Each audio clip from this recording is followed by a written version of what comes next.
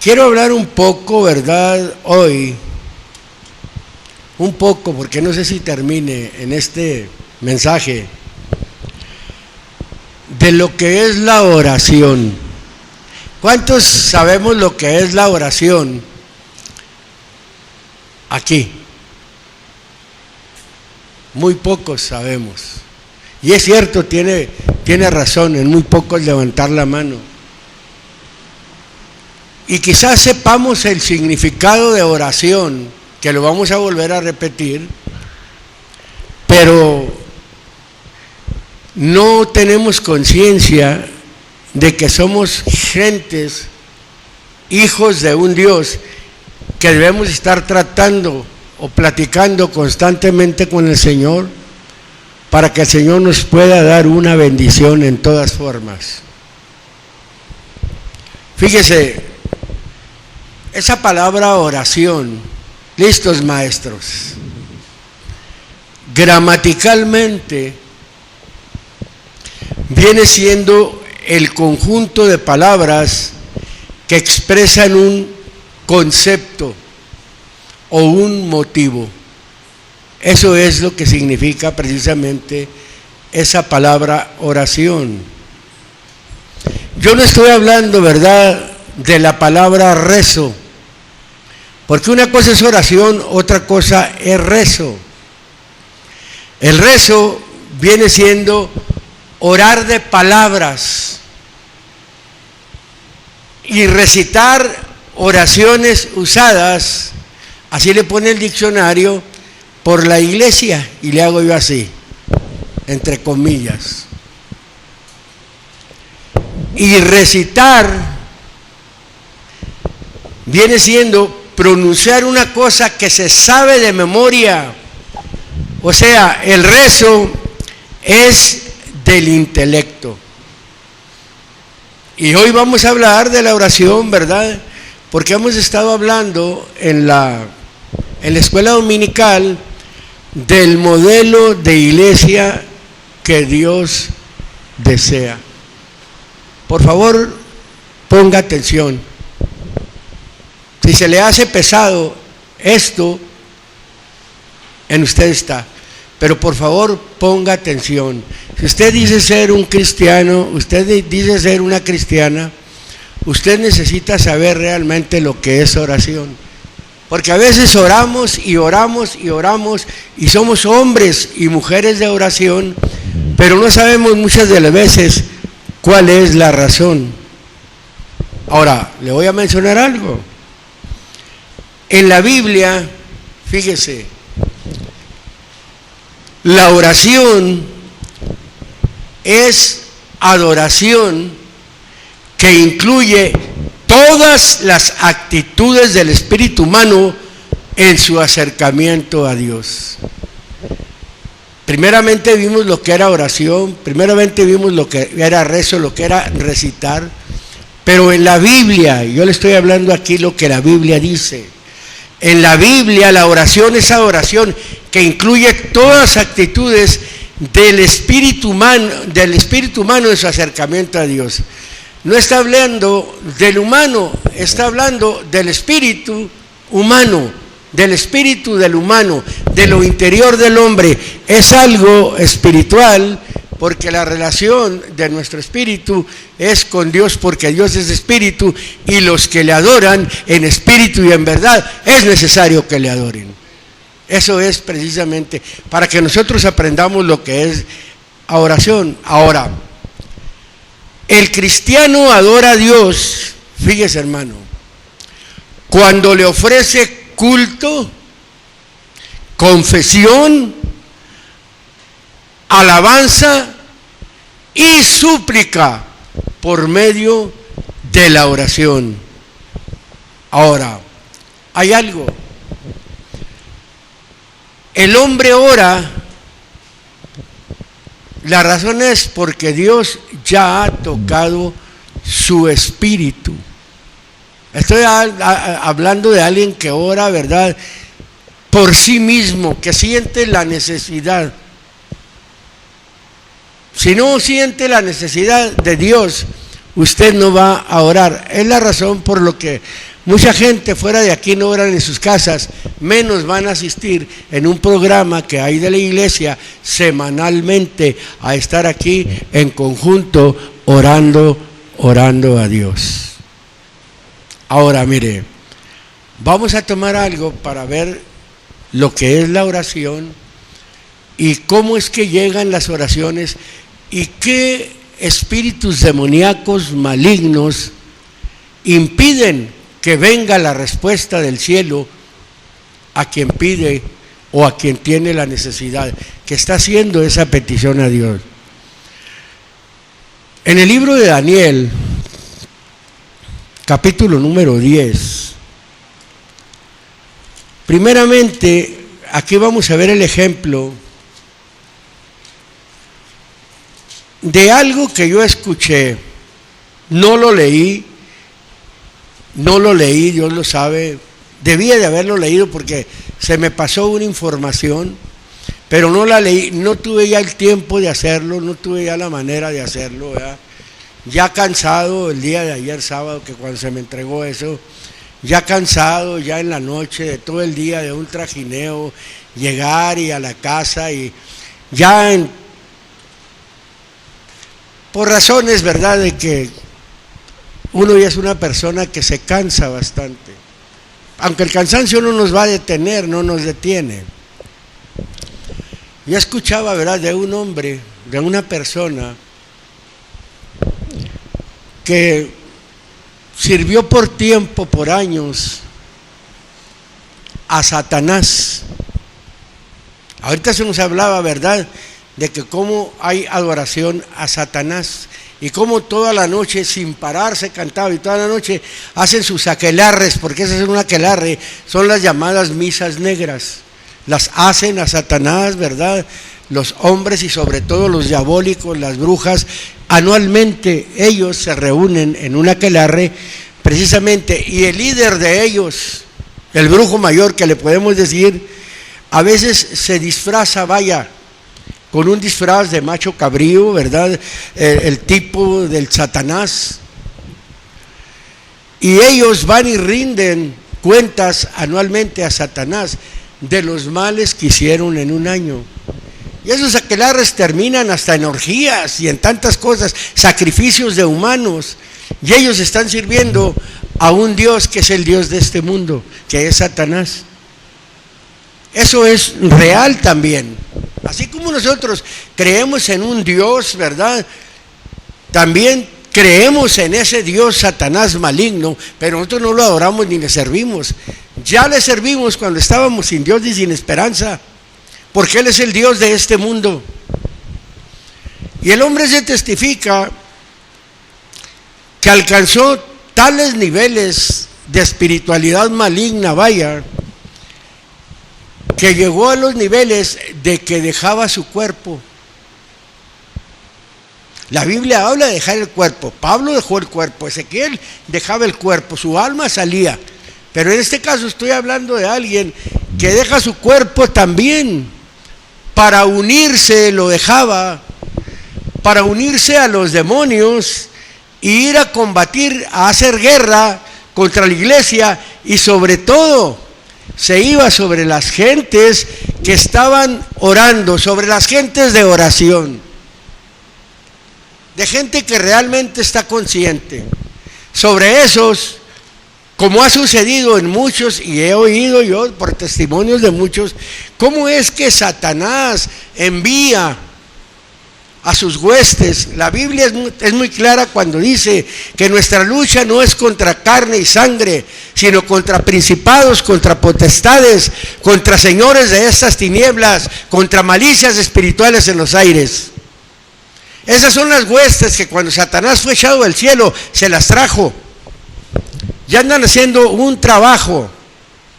Voy a tratar de estar dando esta información, ¿verdad?, que quizás no vaya a terminar hoy, pero es muy importante que nosotros lo sepamos, hermano, como pueblo de Dios, para que nosotros, ¿verdad?, sepamos lo que estamos haciendo, para que nuestra vida, ¿verdad?, pueda ser una vida avivada. Porque hay gente que como brinca y como salta y como canta, pero no tiene una vida avivada. La vida avivada es la conciencia que hemos hecho en el servicio de Dios. Y este hombre dice que cuando salía del cuerpo se unía a las huestes de Satanás para irse sobre los cristianos. Como aquí, por aquí han de andar estos espíritus inmundos. Pero ¿qué pueden hacer? Si Dios por nosotros, ¿quién contra nosotros? Te lo vuelvo a decir, diablo mentiroso. Y se unía a las huestes, ¿verdad? Y sobre todo, sobre a una iglesia que era iglesia de oración. Le voy a preguntar a usted, ¿usted cuándo ha estado orando a un hombre de oración o una mujer de oración? Le estoy haciendo la pregunta.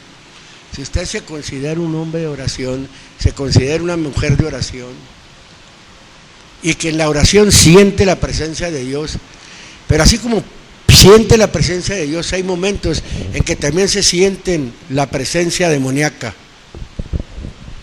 Se siente la presencia demoníaca que le está haciendo la guerra. Este hombre testifica que cuando salía del cuerpo y andaba por los aires juntamente con los demonios, lo estoy testificando esto porque es lo que el hombre dice, pero vamos a verlo ahorita en la Biblia.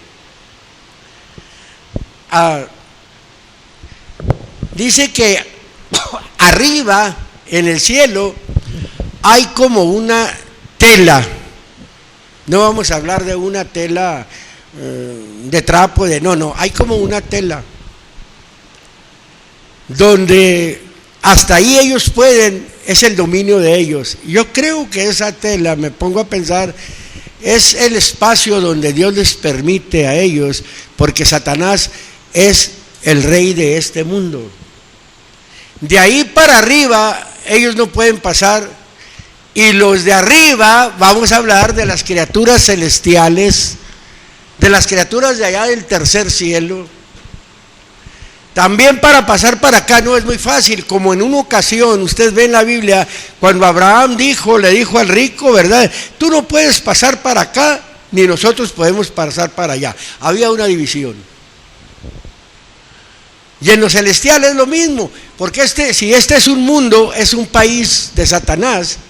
Es como nosotros para ir a otro país, ¿verdad que tenemos que cruzar una frontera y no la vamos a cruzar nada más porque queremos cruzarla? Bueno, hay partes donde hay autoridades, ¿verdad? Por ejemplo, los que manejan el mundo, como Estados Unidos, ¿verdad? Que ellos se meten a países y ellos no necesitan pasaporte, que debían de tenerlo. Y es como también los mexicanos, cuando estuvimos allá en Chetumal, en una ocasión fuimos a Belice y nosotros no necesitamos pasaporte.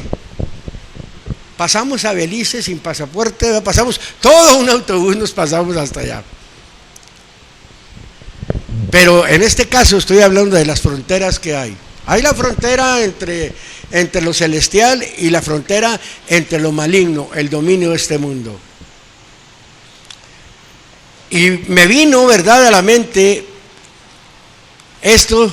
Vamos a ver en el capítulo número 10 del libro de Daniel.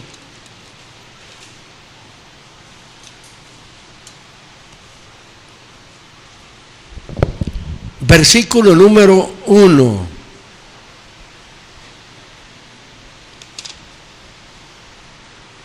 ¿Lo tiene, hermano? Dice de esta manera. Dice: en el tercer año de Ciro, rey de Persia, fue revelada palabra a Daniel, cuyo nombre era Beltsasar, y la palabra era verdadera, mas el tiempo fijado era largo. Él empero comprendió la palabra y tuvo inteligencia en la visión. Me voy a detener en el versículo número 1, porque aquí hay algo muy importante. No sé, en alguna de las Biblias de ustedes, ahí donde está diciendo el texto, mas el tiempo era fijado, quizás en alguna de las Biblias de ustedes esté hablando de una guerra grande, porque el original sí lo dice. el interlineal hebreo, o el hebreo interlineal, en lugar de decir ahí tiempo fijado, dice una guerra larga. Está hablando de una guerra. ¿Y usted cree que la Biblia va a decir guerra nada más por poner la palabra ahí? No, habla de una guerra. Yo mencionaba mis palabras anteriores donde yo decía que nuestra carne no es con nuestra lucha, nuestra guerra, nuestro combate, nuestra batalla, vaya, no es contra carne y sangre, no es contra el humano, no es contra la persona, sino que es contra principados, potestades, y empieza a hablar de todo el montón de demonios que andan en los aires, que son los que manejan las mentes de las gentes, que se introducen a los cuerpos de las gentes para llevarlos a cometer atrocidad y media. Entonces, yo estoy hablando esto para que usted vea. Usted puede seguir leyendo, pero me voy a ir hasta el versículo número 3 para entender mejor esto. Dice: en aquellos días yo, Daniel, me contristé o me afligí por espacio de 3 semanas, y no comí pan delicado, ni entró carne ni vino en mi boca, ni me unté con ungüento, hasta que se cumplieron 3 semanas de días. O sea, 21 días el hombre orando, ayunando, buscando al Señor por 3 semanas. No cualquiera fácilmente es un profeta. Yo entiendo que un profeta es un hombre de oración, es un hombre de dedicación, es un hombre de lectura, es un hombre de una vida constante en el Señor, es un hombre de una vida ordenada. Ese es un profeta de Dios, porque así eran los profetas de Dios. Y aquí lo que se está viendo es que él se afligió, y por 21 días estuvo el hombre orando seguidos, que no cualesquiera hace esta cosa. Usted puede seguir leyendo, pero yo me quiero ir hasta el versículo 9 para no irme muy lejos. Dice el versículo 9, como le digo, le recomiendo leer todos los otros 5 versículos que faltan, que no voy a leer, para que usted vaya al versículo 9 para poder darle un avance.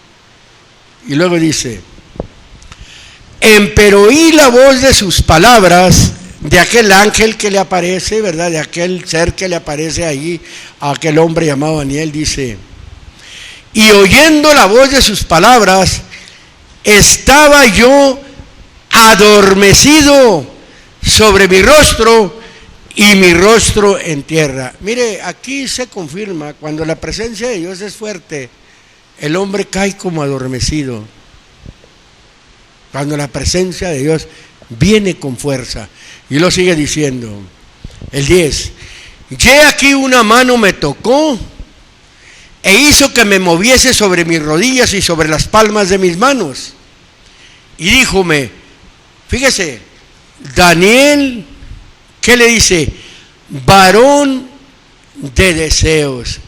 Ahí vamos a suplir la palabra varón de deseos por varón de anhelos, por varón muy animado. Escuchemos esto, hermano. ¿Cómo le están llamando, verdad, a un hombre realmente de una dedicación, de una entrega, y que le es manifiesta una guerra? Se le da la revelación de una guerra, que no es el único al que se le dio revelación de guerra. Se le da una revelación de una guerra para que haga conciencia, y no le está hablando de una guerra literal, no está hablando de la Primera Guerra Mundial, no está hablando de la Segunda Guerra Mundial, no está hablando, como dicen, que está por acontecer una Tercera Guerra Mundial.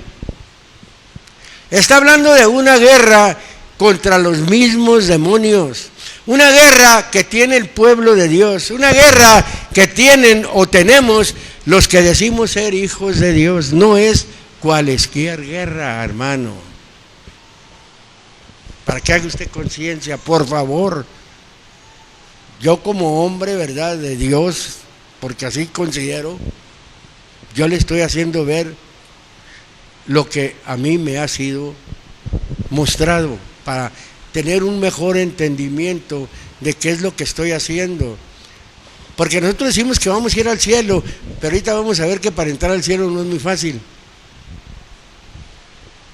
Por favor, para que deje esa vida apática, esa vida perezosa, esa vida donde usted no le da importancia a lo que ha recibido de Dios. Por favor. Y luego sigue diciendo,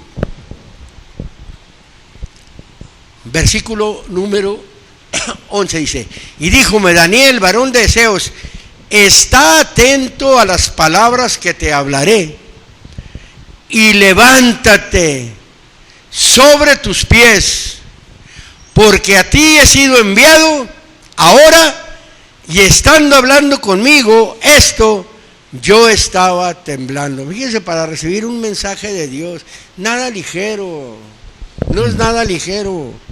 Cuando uno recibe un mensaje de Dios, no nada más lo habla, ahí se va. No. Este hombre empezó a temblar. Se le estaba mostrando, se le estaba dando a entender algo, ¿verdad? Pero se le estaba diciendo su condición de hombre de Dios. Un varón de anhelos, un varón de ánimo, no era cualquier hombre. Por eso estos hombres están aquí en este libro. Y sus nombres han sido, bueno, no perpetuos, ellos murieron, ¿verdad? Pero sus nombres quedan ahí. Y muchos libros hablan de ellos porque dieron un servicio a Dios con entendimiento. Y sigue diciendo, verso 12, y díjome Daniel, no temas, porque desde el primer día, fíjese hermano, que diste tu corazón a entender y a afligirte en la presencia de Dios, fueron oídas tus palabras, y a causa de tus palabras yo soy venido. Voy a volver a tomar el texto para que usted vea, ¿verdad? Que para que las palabras de un hombre, para que las palabras de una mujer sean atendidas, ¿verdad? Debe llevar un esfuerzo, un proceso. Por eso le está llamando varón de anhelo, varón de deseos. No era cualquier hombre. Los hombres de Dios no son cualquier hombre. Los ministros de Dios no son cualquier hombre. Y está diciendo el texto muy claro, desde el primer día que diste tu corazón a entender. Número 1, dar el corazón a entender, abrir nuestro corazón para entender. A veces no abrimos ni el oído, hermano, nos dormimos ahí en la banca. O el mensaje se nos hace tedioso, el mensaje se nos hace pesado, o el mensaje nos está haciendo ver nuestra condición y nosotros no lo queremos recibir. Nos rebelamos. Por eso nuestra vida no avanza. Siempre la misma, siempre las mismas. Es una vida rutinaria. Y esto no es una vida de rutina.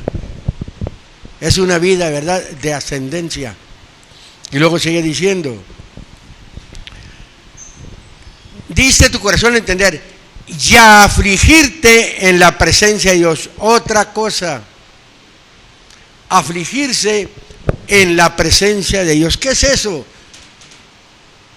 Hacer conciencia de que estaba manifestándole a Dios, de que se estaba afligiendo, ¿verdad?, para acercarse a Dios.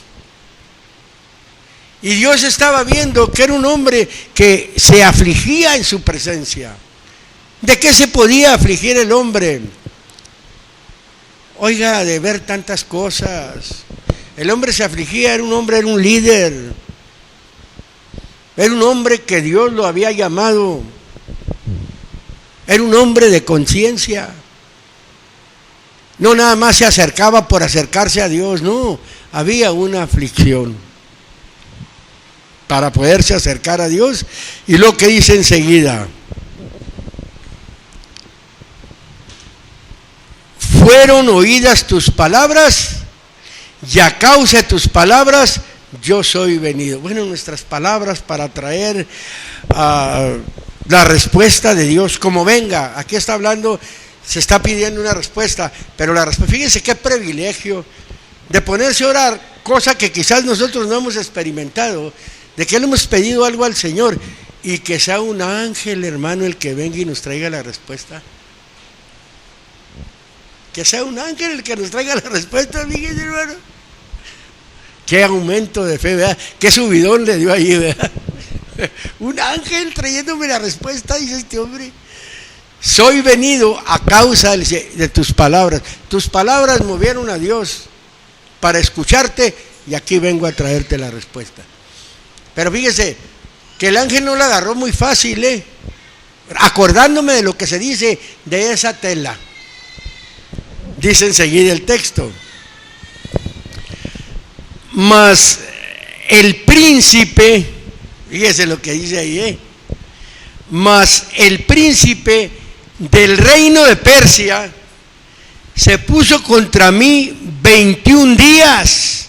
Ya aquí Miguel, uno de los principales príncipes, vino para ayudarme y yo quedé allí con los reyes de Persia. Fíjese, el príncipe. Yo veía esa palabra, lo que es un príncipe, un jefe, un comandante, viene siendo un caudillo. ¿De qué? Más el príncipe del reino de Persia. Ahora, ¿qué nos da a entender, verdad? Con el príncipe del reino de Persia. Mira, hermano, vamos a agarrar el ejemplo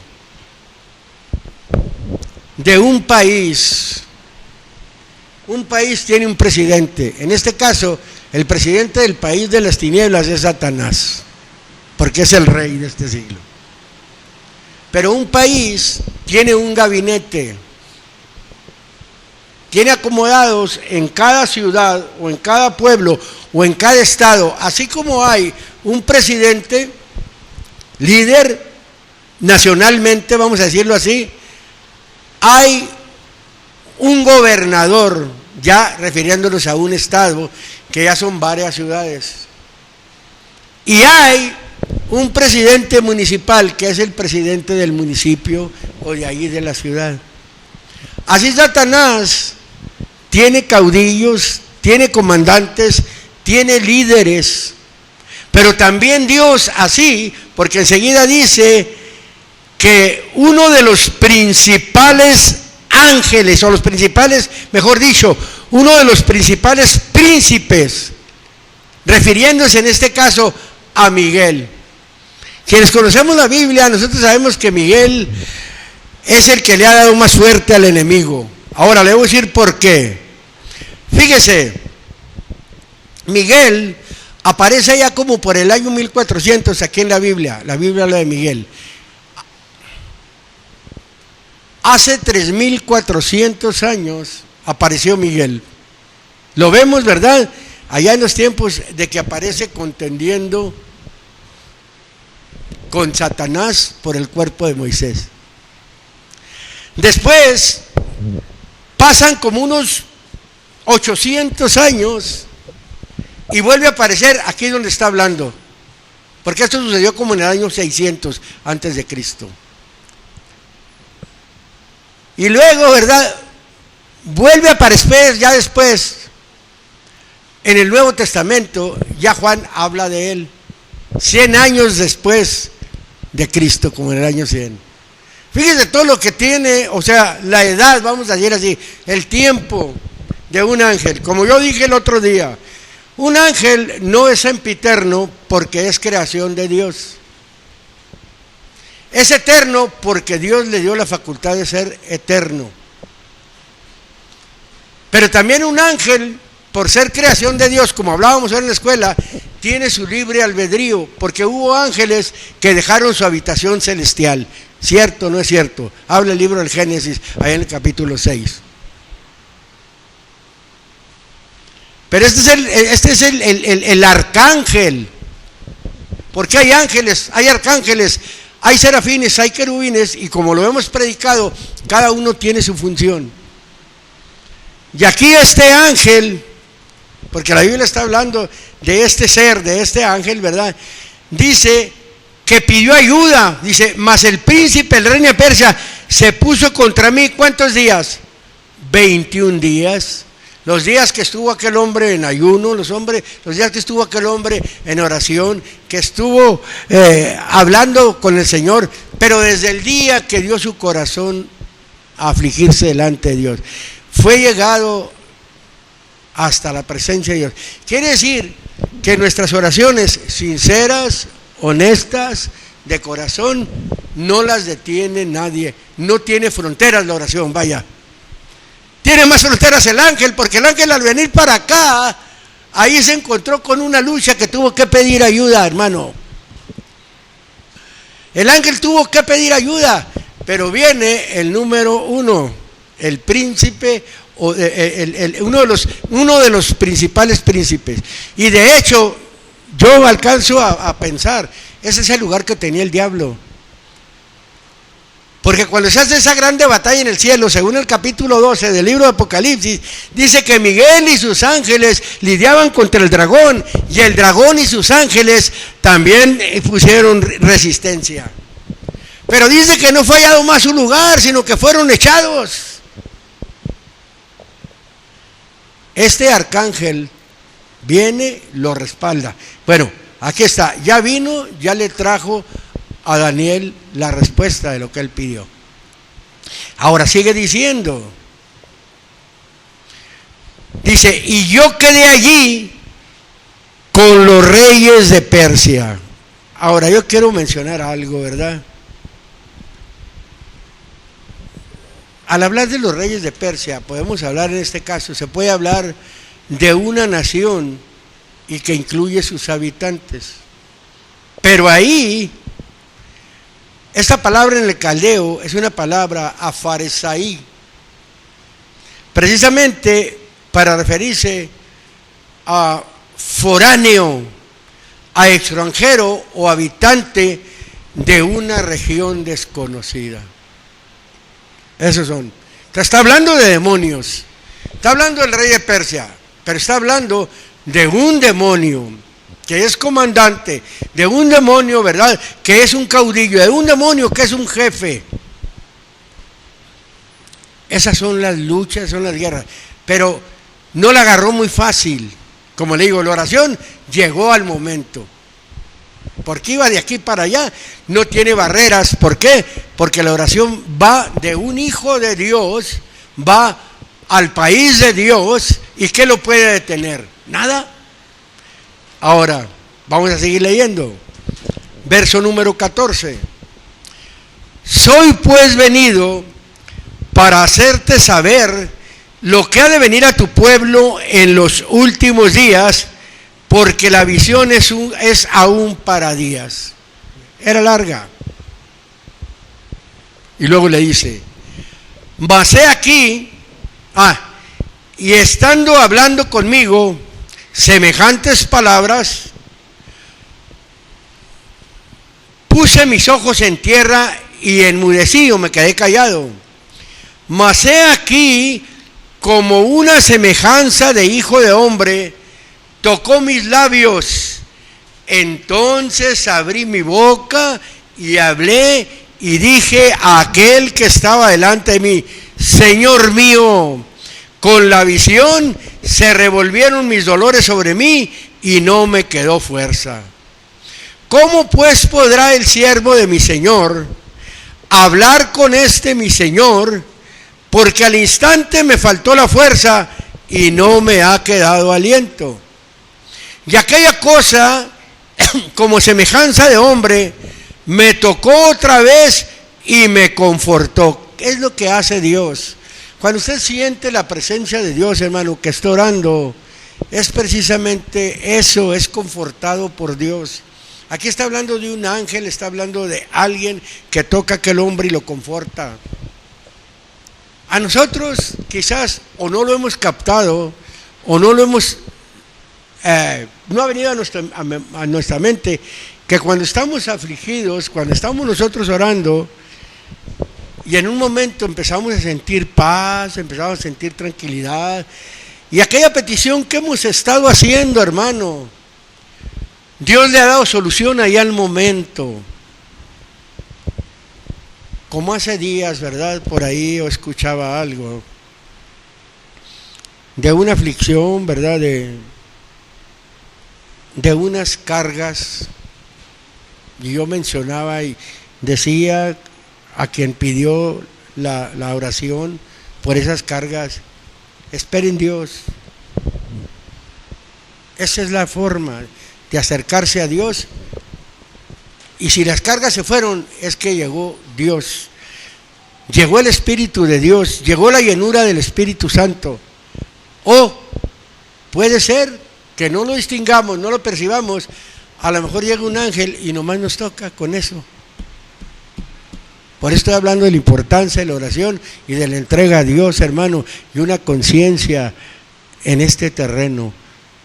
La mayoría del mundo de los religiosos mencionan y dicen que la oración es el arma más fuerte que tenemos, y es cierto. Por eso cuando habla de la armadura de Dios, después de que dice, ¿verdad? Toma la cota de justicia, toma la espada del Espíritu, y habla de la armadura. Y le da todo el vestido, pero enseguida le dice, después de la espada, fíjese, después de la palabra, hay algo más fuerte: orando en todo tiempo, con deprecación y súplica en el Espíritu. Dios es el comandante, así como el demonio es el comandante de estos espíritus inmundos que tienen sus dominios. Yo creo que en la región de Chihuahua, en la región de Juárez, en la región de cada parte, hay demonios comandando a otras huestes de demonios, haciendo la guerra, y sobre todo la guerra a la iglesia. A la gente de afuera no le hacen la guerra, la gente de afuera vive como le da su gana, viven como ellos quieren, pero cuando nosotros ya venimos a la presencia de Dios, ahí es donde comienzan las aflicciones, las guerras, las luchas, tantas cosas, y que muchas de las veces Dios nos permite que seamos afligidos en esa manera, porque nosotros no ponemos la atención debida. Y luego sigue diciendo, verso 17, ¿cómo podrá pues el siervo de mi Señor hablar con mi Señor? Porque al instante, dice, me faltó la fuerza y no me ha quedado aliento. Y aquella como semejanza de hombre me tocó otra vez y me confortó. Y díjome, varón de deseos, otra vez, varón de ánimo, varón de anhelos, no temas. Y lo que viene enseguida, paz a ti. Paz a ti, le dice. Ten buen ánimo y aliéntate o anímate. Y hablando él conmigo, cobré yo vigor. Mire, ahí está, hermano, la solución al problema, a los problemas, a las cuestiones. Realmente en una oración de fe, porque hay gente que dice, una oración de fe. A lo mejor ni siquiera sabe qué es fe. A lo mejor no sabe siquiera qué es oración de fe. Una oración de fe, de convicción, de credibilidad, de que Dios, ¿verdad?, va a responder. Por eso le dice, cobré yo vigor y dije, hable mi Señor. Mire lo que dice ahí, porque me has fortalecido. Vino la respuesta. Se fueron las cargas, hermano. Se fue lo pesado. Me has fortalecido. Qué bonito eso, cuando Dios opera en nuestra vida. Y luego dice, y dijo, ¿sabes por qué he venido a ti? Porque luego tengo que volver a pelear con el príncipe de los persas. Pero fíjese, y en saliendo yo, luego viene el príncipe de Grecia, otro demonio, otro comandante de los demonios, ¿verdad? Oiga, nomás los persas y luego de los de Grecia, y está hablando de los que manejaban la situación, tanto en Grecia como en Persia, hablando de los demonios, los comandantes de los demonios. Luego viene el príncipe de Grecia, empero, le dice el verso 21, yo te declararé lo que está escrito en la Escritura de verdad. Quiere decir que hay escrituras que no son de verdad, ¿verdad? Como por ejemplo esas escrituras alteradas, ¿verdad? O escrituras, ¿verdad?, tergiversadas, torcidas, textos torcidos que no son realmente lo que fue escrito verdaderamente. No es la originalidad de lo que Dios quiere dar a entender. Le dice, en la escritura de verdad, y ninguno hay, fíjese lo que dice, que se esfuerce conmigo en estas cosas, sino que Miguel, vuestro príncipe. Entonces quiere decir que Miguel es el comandante del pueblo. Por eso el capítulo 12 de aquí mismo habla y lo pone como el príncipe, lo pone como el comandante. Capítulo 12, dele vuelta. Aquí le llama el grande, el gran a Miguel. Fíjese lo que dice. Y en aquel tiempo se levantará Miguel el gran príncipe que está por los hijos de tu pueblo. Se referirá nada más al pueblo de Israel. De hecho, le está hablando a él como un israelita, a Daniel. Pero nosotros somos el Israel de Dios y Miguel todavía existe. Y somos el Israel de Dios, de que Israel ha durado casi 2000 años endurecido. Miguel sigue operando, pero ahora como pueblo, como Israel de Dios, como iglesia de Dios. Por eso el texto menciona y dice que está por los hijos de tu pueblo y será tiempo de angustia cual nunca fue después que hubo gente hasta entonces, mas en aquel tiempo será libertad tu pueblo. Y luego ya dice quiénes: todos los que se hallan escritos en el libro, no cualquiera.